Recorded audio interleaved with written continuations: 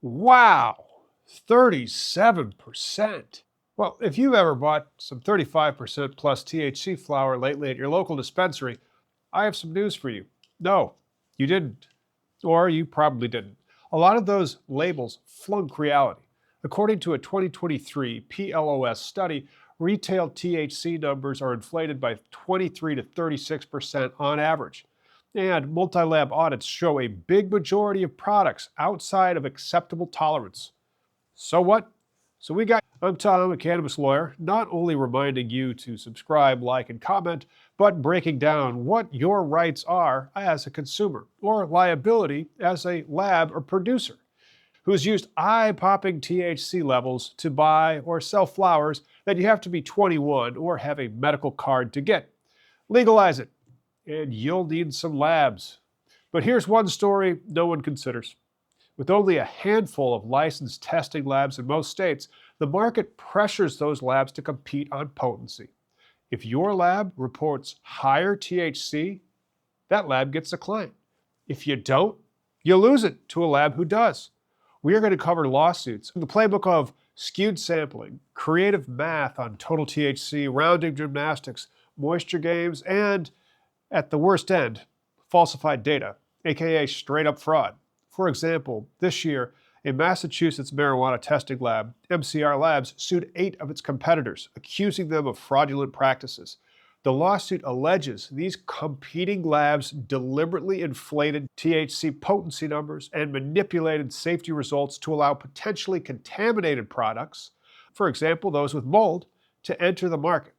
The labs face pressure to get clients, but yet they could still afford to hire a lawyer.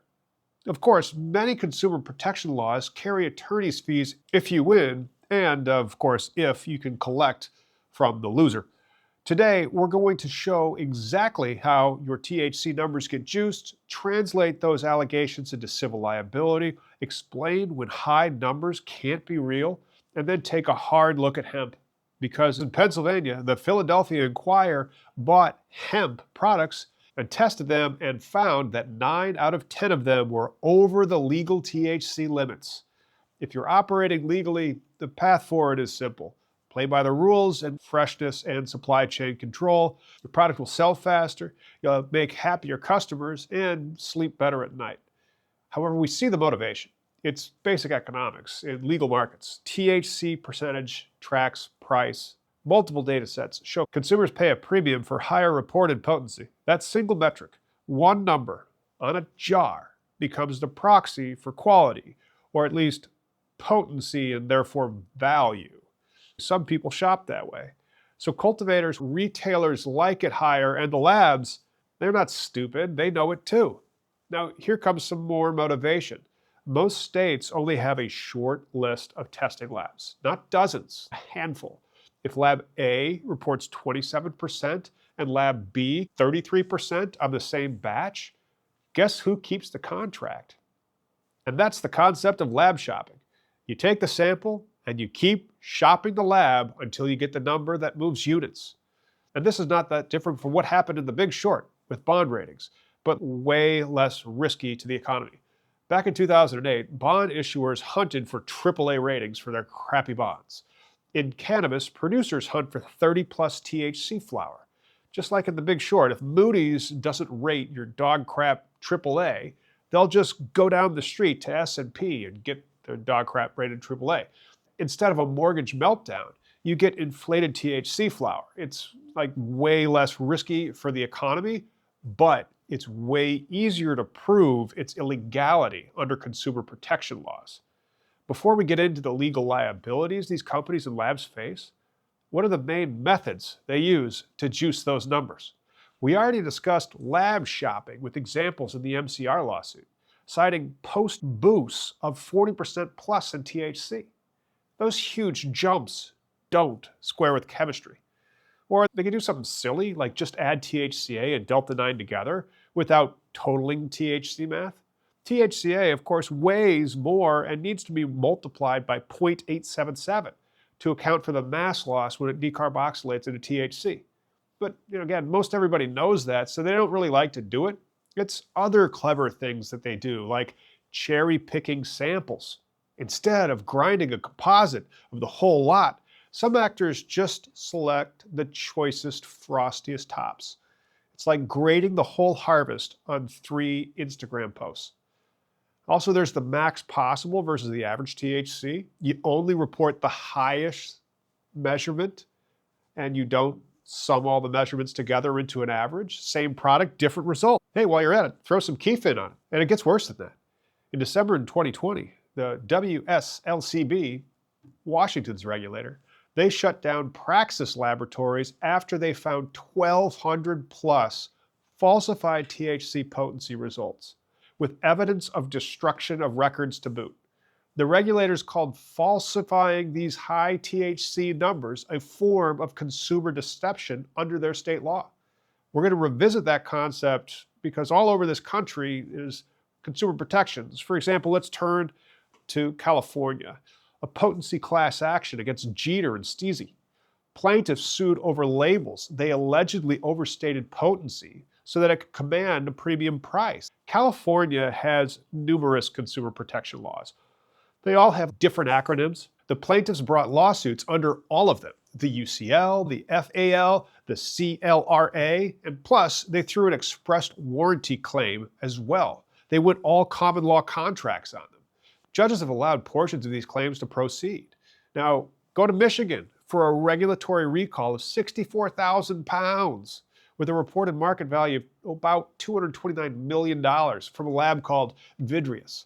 The agency alleged Vidrius used unapproved methods, produced unreliable results, and artificially inflated THC levels, leading to products with potentially harmful mold levels passing inspection. It clearly triggered lawsuits, and the litigation around it was messy. But the number tells you why insurers and general counsels for companies lose sleep at night.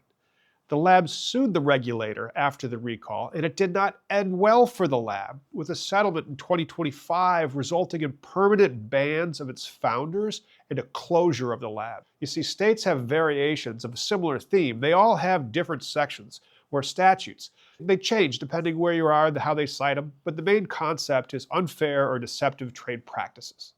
For example, THC data, you are lying to customers to buy your testing services or your cannabis products. Let's cover some causes of actions and give case examples. We're going to start with what you could bring against the lab. We're going to go negligent misrepresentation under the second restatement of torts in section 552. Which is somewhat the origin story of many of these consumer protections. And it provides one who in the course of his business, profession, or employment, or in any other transaction in which he has a pecuniary interest, supplies false information for the guidance of others in their business transactions is subject to liability for pecuniary losses to them by their justifiable reliance upon the information if he fails to exercise reasonable care or competence in obtaining or communicating the information. Let's get into a for example. If a testing lab supplies information for the guidance of a limited known class, whether brands or retailers or ultimately the consumers, who rely on its results to buy and market. If the information is false due to a lack of reasonable care, or worse, willfulness, and economic loss results, that's a claim under Section 552. Therefore, if that testing lab was lying or should have known they were lying, the producers can sue the labs if the regulators or their customers take actions against them. Under state consumer protection laws, they're very often labeled unfair, deceptive trade practices, and then they have an acronym. Check on that in your state for more. If a lab's conduct is unfair, deceptive, and impacts commerce, liability can ripple downstream beyond the producers. It doesn't stop at the lab that inflated the number. The question becomes, how much did the producer or retailer participate in this? If the grower used an inflated lab number to label the product, and the retailer promoted or sold the product to consumers on the strength of that label, then each link may be liable for enabling or profiting from the deception. Let's make this example clear. If a batch tests at a second lab and the THC number jumps by 10 points, say it goes from 28%, then the second lab says it's 38%. That's a massive red flag. The consumers can reasonably infer that the grower or retailer knew the first number didn't sell. So they went lab shopping for a friendlier result. When that inflated number hits the shelf, the lab's conduct becomes unfair and deceptive. The grower printed the number. The retailer marketed the number. The consumer paid for it because of the number. And under many states' versions of consumer protection laws, this ripple effect strikes all the three commercial parties. Of course, it could be worse. It could be RICO. So what are racketeer, influenced, and corrupt organizations' RICO Act-style pleadings? A recent lawsuit claims it was not just that the lab messed up, it's organized. This lab, these growers, those retailers, all teamed up in a scheme. For example, in Hanan versus Steep Hill Inc., the complaint alleges that one Arkansas testing lab and 3 cultivation companies coordinated to report inflated THC levels, averaging over 25% higher than other labs. They're accused of pooling their resources, selecting friendly samples, promoting higher numbers, and using those numbers to price and sell products. Here's how you should understand it. If the lab gives you a result, and the grower uses the result to brand the product as high potency, the retailer accepts it, markets it, and sells it. If that result was visibly engineered, the lab shopping was visibly engineered, all that lab shopping, the repeated huge jumps, the unrealistic numbers, you're not in oops, bad sample territory. You may have stumbled into our business model is fraud territory. That triggers these RICO-style allegations because everything from the sampling to pricing to distribution to marketing becomes a part of a concerted enterprise to fraudulently make money. Why does this matter to you? If you're a lab, a grower, or a retailer, and you knowingly engage or benefit from inflated numbers, you're not just facing regulatory risk, you're facing coordinated fraudulent scheme risk. For the viewer, when you go into a dispensary and see flower labeled 35 plus THC, see if you can find out, did it come from the same lab that always reports such high numbers? Are competitors showing way lower numbers? If yes, you might be looking at a product of a coordinated inflation machine, not just honest error. I'm not trying to prosecute a class action here.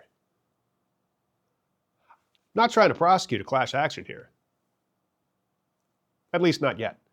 I mean, if I'm prosecuting an action like that, I would have like way less time to dive into all the legal and business realities shaping the cannabis market, from lawsuits to lab fraud to what's coming next in regulation, and make videos like this that you're still watching.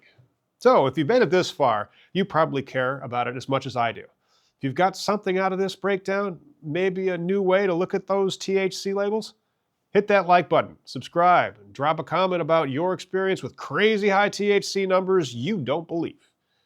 And if you're still curious about how inflated THC numbers cross into consumer protection laws, check out the next video starting right now.